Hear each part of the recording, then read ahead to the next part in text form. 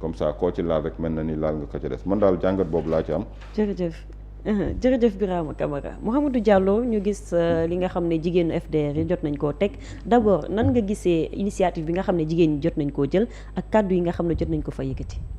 waaw lu am solo la je pense que activité politique la boo xam ne nii week-end bi yëpp daanaka moom moo gën a fës si penc mi donc bi répondre nañ présent donc loolu c'est important mais communication pour man am na lu mu révélé dafa révélé li tax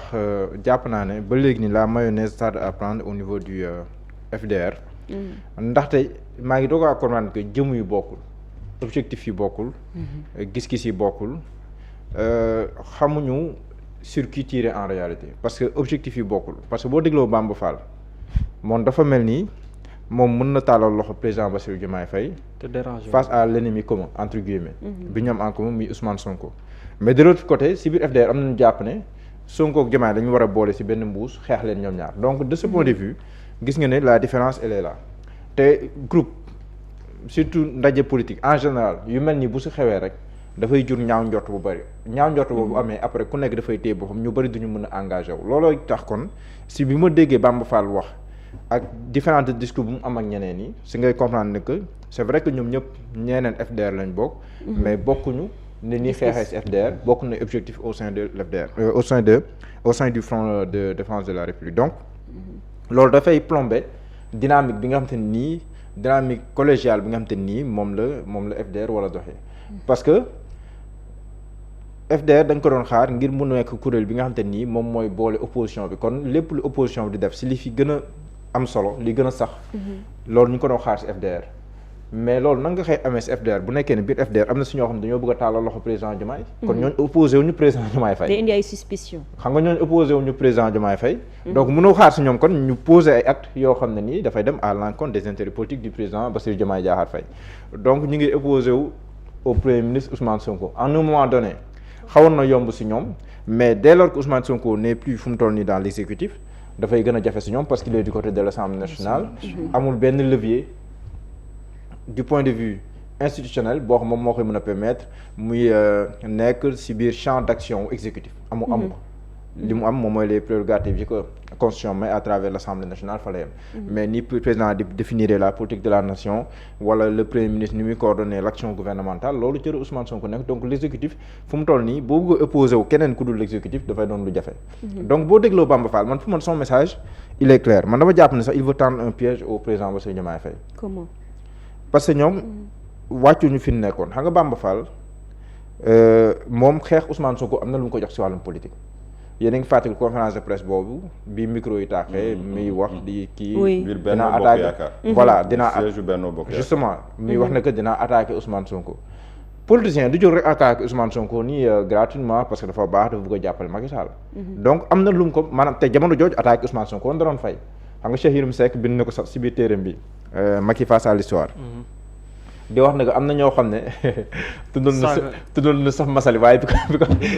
mais masali génne ne ko ba ma si tuddaatee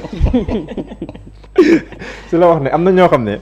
seen nomination leen donc moo ne ko may ak seen promotion leen donc moo ne ko may auprès du président Macky Sall leen mooy saaga Ousmane Sonko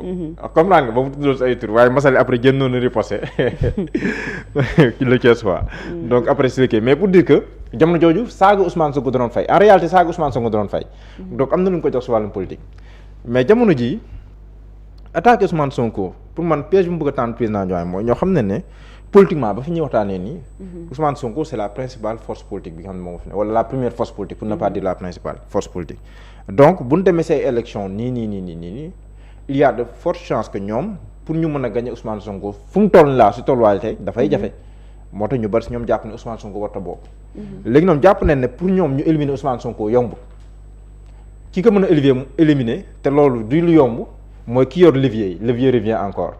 te fii comme moo yor les leviers yoo xam te ni mën nga activer yenn levier yi encore que ce n'est pas sûr mais kenn rek nga koy mën a njort moom mooy le président de la République donc man li ma jàpp Moussa mooy président ñun kii mooy suñu problème léegi yow éliminer ñu kii ba pare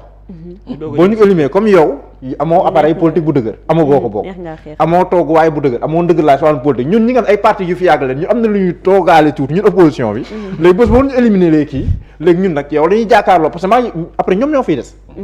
est-ce que comprendre fii 2029 dafa jege. donc opposition ku leen éliminer Sonko réglé nga leen mun naa wax. 90% du boulot defal nga leen ko après yow si yow après nag yow la ñuy jàkkaarloo. parce que ñu ngi préciser sax li yoon may président ngir mu mën a utiliser pouvoir am ay articles. man noonu laa décrypter message bi maanaam li jëntul ñu Sonko nga réglé ñu 90% no problème. après loolu ñun 10% yi ñu jàkkaarloo ak yow réglé politiquement. parce que bés bu ñu éliminer Sonko encore que loolu dul yomb mais je veux dire bés bu ñu éliminer Sonko politiquement. mais boobaa c'est un boulevard pour l'opposition.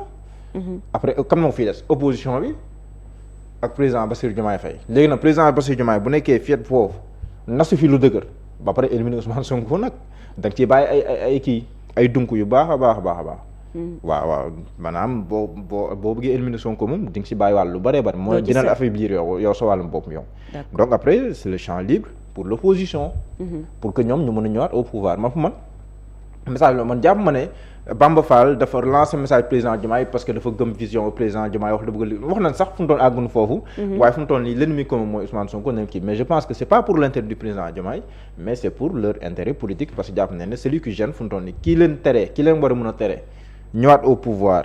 en 2029 politiquement ki leen gën a mën a tere ñëwaat au pouvoir 2029 c'est Ousmane Sonko. donc bu leen lijjantilee loolu ñoom mën nañ ci wér donc je pense que man message bi man noonu laa ko déggee. noonu laa ko analyser par rapport à Bamba Fall parce que Bamba Fall magum politique la. yàgg na politique te yu mel ni yàgg na koo def aussi mooy jàngat contexte bi lu mu joxe. contexte politique bi xool fi gën a contexte voilà xam yoon bi muy jaar foofu bu demee ba jaar fa ba mucc après def leneen gisoo bi mu soxlaa dem. élection locale yi nga xamante ni si luñ génn en 2022 après bi mu soxlaa bannière bu ko yóbbaale moo xam na ne gëm sa bopp li nga ko mënoon jox rek moom mooy mbubu bu mu sol pour mën a dem si élection yi bi mu demee si élection yi si lendemain bi la delluwaat mu jógee wax nag moom moo fal boppam kon li fi xew yàgg naa xew wax ne moom moo fal boppam ak yooyu noonu or bannière gëm sa bopp la demee te loolu aussi kenn mënu koo renier mais quand même gis nga ne bi mu soxlaa gëm sa bopp ànd naa gëm sa bopp dem local 2022 bi mu si jugee gagné après dem na c'est vrai que nag moom son coefficient personnel aussi a pesé sur la balance parce que aussi mën nañ ko nangul moment bi mu gagné nag en 2022 gagné Médina 2022 yomb ko très sincèrement. mais Diallo est-ce que moment boobu candidature Yewwi Askan Wi bu doon keneen est-ce que doon woon gagné nga yaakaar parce que soxna soosu déjà Ousseynou Ly moo doon fëgg buntu kër yi di ko présenter man jàpp ma turam ba léegi jàpp ma turam est-ce que du Benno Bokk Yaakaar Yewwi Askan Wi il s'est trompé de choix est-ce qu'elle s'aime waaw loolu yëpp ce sont des questions à poser mais xam nga Yewwi Askan Wi réussir na nommer ay maires yu ñu xamul xam nga réussir na loolu donc bu ko réussir Médina ba pare dafa amoon ñaari force yu taxaw Médina Bamba Fall Diène mën na tam looloo ko faciliter la tâche aussi parce que Cheikh Ba aussi jamono jooju defe naa moo nekkoon DG CDC su ma juumul wala mu nekkoon DG domaine impôt et domaine ñaari benn la si parce que si bii la jógee dem si bee donc mu ba pare ñu koy woowee Messi Médina ku ñuy woowee Messi xam nga ne kon ça veut dire que jeex nga si ndaw ñuy jeex nga kii yaa ngi nangam ba pare loolu benn muy force politique à part beneen bi Yewwi Askan Wi la vague dévastatrice de Yewwi Askan Wi n'a pas pu l'emporter loolu tam ça veut dire que franchement son coefficient personnel même il peut y avoir beaucoup d'explications yoo xam ne nii mën na si am mais je veux dire que si politique nit ku xam ni muy tojee boppu jënn xam la si contexte bu mu mënti doon léegi nag jàpp na ne contexte 2027 bu nekkee dañoo war a dem si ay élections locales ni mu mënee bu soxlaa jumtukaay bu mu tojee boppu jënn xam moom mooy jumtukaay peut-être Diomaye président parce que boo xoolee message bi mu lancé moom wute na ak message global bu FDR donc ça veut dire que au-delà de lii am nii moom am na ay visées yu personnelles yoo xam ne moom la si am en tant que magum politique bu nekkee ne lii madame Aïssata Tall Sall wax man bi mu waxee c'est vrai je me suis dit que elle a raison ñoom si ay partis mag lañu jóge PS PDS am benn vécu politique am nañ vécu politique mais après bi mu waxee loolu man dama gestu xool partis yooyu fan lan mooy seen tolluwaay tey parce que mën nañ juum bu nekkee ne yenn saa yi on est en train de discuter les lunes du passé comprendre nga li ko natt ci dayo bu ñu amoon waaw bu nekkee dañ koy natt si dayo démb bi ñu bëgg koo nattee tey loolu dañuy juum si calcul yi boo xoolee tey ji le parti socialiste tey ji lan mooy problème parti socialiste pour ñu tenir congrès sax ce sera extrêmement difficile pour ñu tenir une réunion sax waxuma la congrès une réunion boo xam ne nii ñi fa nekk si ay kilifa rek ñu teewee ko ñu mën a waxtaan si pour xool nan la ñuy demee si congrès pour xam ka mooy jiite parti socialiste si àpp bi nga xam te ni moom la teg si wax loolu noonu jafe-jafe la kon parti boobu déjà am na combat interne bu mu war a gérer ba noppi doogaa gérer le combat face à Pastef, face au président Bassirou Diomaye Faye bu nekkee ne loolu seen adversaire face au président du parti Pastef Ousmane Sonko ñoom am na leen doy ba noppi te mënoo waxatu di tàccu maanaam même en interne ñoom am na leen doy am na ay combat am na ay guerre intestine yoo xam ne ni am na si loolu pour nga régler ko jafe-jafe la yaa ngi am problème lu ne lëng sa biir kër régler woo ko mënoo songu beneen xeex bu dul boobu surtout boo bëggee song koo xam ne nii jamono ji ñuy wax nii en tout cas li élection yi bu jëwoon moom moo ëpp doole donc problème la loolu problème la à l'interne beneen bu aussi moom mooy tasaaroo bi ñu tasaaroo ñoom c'est vrai que ñoom ñëpp bu ñu booloo waatoon ce serait une force politique non négligeable Khalifa Sall Maître Aïssata Tall Sall Bamba Fall ñoom Alioune Ndoye ñoom voilà ak ñi nga xam ñoom ñoo fa nekk ba léegi nii ñoom Serigne Mbaye Thiam ak yooyu loolu dana doon dëgg mais ñoo ñëpp tasaaroo leen te booloo bi dafay jafe ñoom Barthélémy Dias je l'oublié loolu nañ dafay jafe kon danoo am leen doy ba noppi war si song beneen xeet dafay jafe boo jëlee le parti démocratique sénégalais c'est le même problème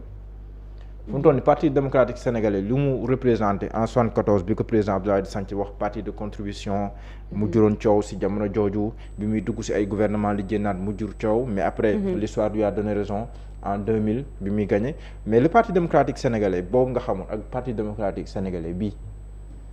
fan la toll. ak fan mooy bopp bi. fan mooy bopp bi. waaw bopp bi fu mu féetee Qatar. wala doo xam nga daal maanaam fan la toll donc mi nga wax ne si parti yi mag lañ jógee mais parti yooyu dañoo am leen doy ba nga xam te ni pour ñu song beneen combat jafe-jafe la léegi nag bu weesoo jafe-jafe parti yooyu noonu nga dugg si benn kuréel bu tudd FDR bokkuñu ay jëmm bokkuñu ay objectif bokkuñu ay visée politique yoo xam moo si bokkuñu sax adversaire politique loolu tamit dafay gën a indi dafay gën a obstruer li nga xam te ni moom mooy la vision politique ak dynamique politique bi nga xam ne moom lañ war a nekk donc pour man c'est ce qui rend la tâche beaucoup plus difficile pour le FDR léegi nag man jàpp naa ne lii des moom mooy configuration politique bi nga xam te ne aussi moom la ñuy dund mu nekk une configuration inédite qui ne facilite pas aussi forcément la tâche à l'opposition doo xam ki ngay opposé wu bon c'est vrai que du côté de Bamba Fall c'est clair il faut combattre Ousmane Sonko mais est-ce que combattre Ousmane Sonko rek moom mooy doon solution bi parce que 2024 on a combattu Ousmane Sonko mais teewul Pastef accédé na au pouvoir avec les problèmes yi nga xam te ni moom la àndal ba fi donc est-ce que combattre Ousmane Sonko mooy solution bi waaw est-ce que combattre Pastef politiquement mooy solution bi je pense que man la deuxième option moom moo gën a nekk option boo xam ne nii bu judicieuse lay doon mooy combattre le Pastef boo combattre Pastef dafa bàyyi Ousmane Sonko mais booy combattre Ousmane Sonko quelqu'un qui peut jouer sans ballon ça me rappelle dem bi ñu posé question Pape Thiaw ndax il y a un plan anti-Hollande mu ne anti-Norvège am c'est vrai que waxu coach la mais li nga siy déggee mooy doo focaliser forcément si benn personne au détriment d'une équipe boo xam ne nii boo jëlee sa énergie yëpp teg ko si kenn ça te prend au moins 3 joueurs mu jur benn déséquilibre au niveau de l'effectif muy jox libéré wàll aussi yeneen espace ak yeneen joueurs yoo xam ne nii mën nañ kii donc pour dire que pour man fa leen war a dem tant que mi ngi viser un homme day am ay limites dans la démarche. mais 2027 élection locale la mu nekk une élection représentative bi boo xamante ni dafay am solo. pour nattuwaay opposition bi contre Pastef bi ñoom ñi jàpp ne Pastef léegi affaiblir na ndax électorat bi nekk est-ce que aussi jàppoo ne dans l'opposition am na benn wut bu ñuy wut nan la ñuy def ba ci biir élection locale yi ñu mën a am dégginu 2024 ci élection législative jàppoo ne ci ñu ngi ci processus boobu aussi. waaw mais loolu ça dépendra ndax feet boobu opposition bi aussi mën na fee pare boo xam ne dina sanc loo xam ne nii dina indi ay résultats yu am solo pour l'opposition ba nu mën a njort ne 2029 peut-être mbir yi boo moytul dina basculer parce que d'abord xamagun sax pôle yi ak force yi nan lay taxawee parce que fort probablement bu nekkee dañuy dem élection 2027 il est fort probable que Diomaye président am ses candidats ak ses au niveau de ses maires te Diomaye président attention buy tibb yi tamit dina tibbee biir APR ay maire APR donc biir FDR aussi donc quelque part dina affaiblir l'opposition Ousmane Sonko aussi le Pastef ak ñu muy àndal moom tamit dina dem ak force Pastef waaye dina dem ak yeneen force yoo xam ne nii aussi au niveau local dañuy manifester wu te je crois même que wax na ko si élection si ndaje bi mu amoon ak ab si weeru koor bi il leur a dit ça que moom am na si ñoo ay maires yoo xam ne bu leen tàllal loxo sax duñ ko gëmee waxee ko noonu mais en filigrane en substance loolu lay tekki mais pour dire que moom tamit avec le Pastef lu mu mën a am te mi ngi si am mi ngi jël ay maires moom tamit am na ay maires yoo xam ne ñu ngi rejoindre le Pastef am na yeneen maires yu rejoindre Diomaye président donc après marge de manœuvre opposition boo moytul dafay nekk une marge de manœuvre réduite surtout boo amul yenn moyens yi parce que Diomaye président Bira wax na ko li tax ñu bari dafa dem mooy da ngay jàpp ne di nga am les moyens qu'il faut pour mën a battre campagne ak ñu bëri mën na dem Diomaye président. mën na attirer ñu bëree bëri ñenn ñi bu demee Pastef la mooy des ci opposition bi. donc pour mën a créer benn situation bu kii ce sera difficile néew ma du am nag parce que aussi opposition bi lépp lu mu mën dinañ ko ci def bu ñu amee pour man coalition bu dëgër bu ñu mën a méngaleeg Yewwi Askan Wi ba 2022 ñu am ko ci opposition bu tey par exemple bu dawat opposition boo xam ne ni APR dafay ànd ak PDS ànd ak PUR. ànd ak loolu rek après boo ci boolee ñoom Barthélémy Dias ñoom Thierno Bocoum ñoom Thierno Alassane Sall ak ñooñu mën nga am benn pôle bu dëgg ci opposition mais loolu nag ce serait très difficile nga am ko parce que kam mooy jiite nan lañ ci demee modalité yi ak yooyu ça risque d'être très compliqué ñu bari du ñu mën a ànd te loolu tamit ça va faire l'affaire du président Bassirou Diomaye Faye Diomaye président et du Pastef donc configuration boo xam ne nii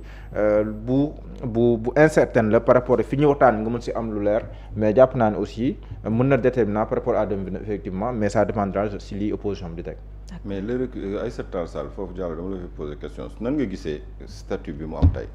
ci koo xamante ni c'était une femme guerrière amazone ñëpp jàpp ni elle est constante nan la Aïssata Tall Sall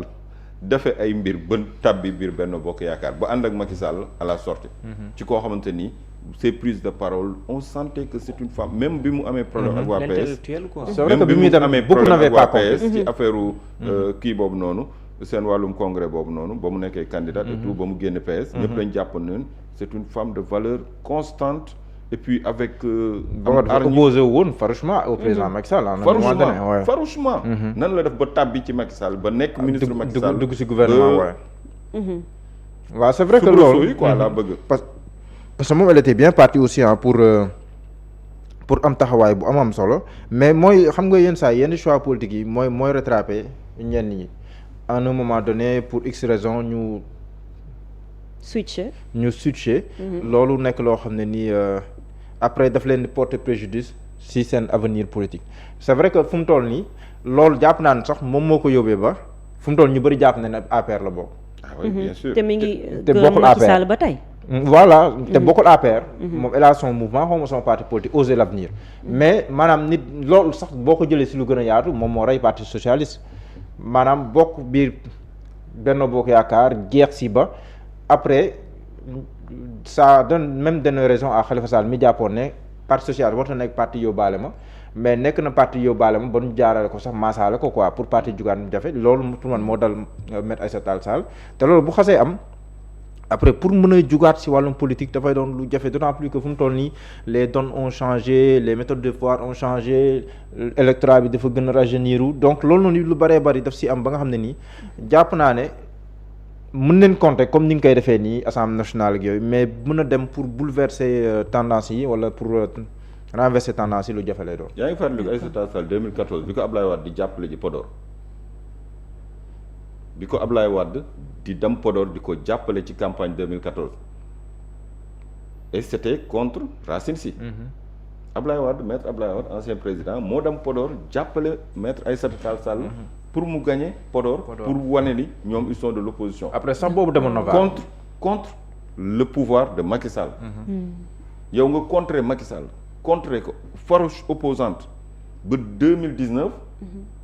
mais nga jékki-jékki la nga rëñee woon yépp nga dellu si avalé ko ba tàbbi ci Macky Sall ba nekk ministre des affaires étrangères ba nekk dernier ministre de la justice ak période bi li fi xew yépp ba ngay dem cour européenne di défendre les événements de mars 2021 et cetera 2022 2023 ak taxawaay yi nga fi amoon les discours sont là et autres voilà donc il faut assumer assumer jërëjëf Babacar ban jàngat nga am ci li nga xam ne jot naa am d'abord ci FDR bi nga xam ne gis-gis yi bokkul ak configuration politique bi nga xam ne nar na ko am bu fekkee fekk si nañ président Diomaye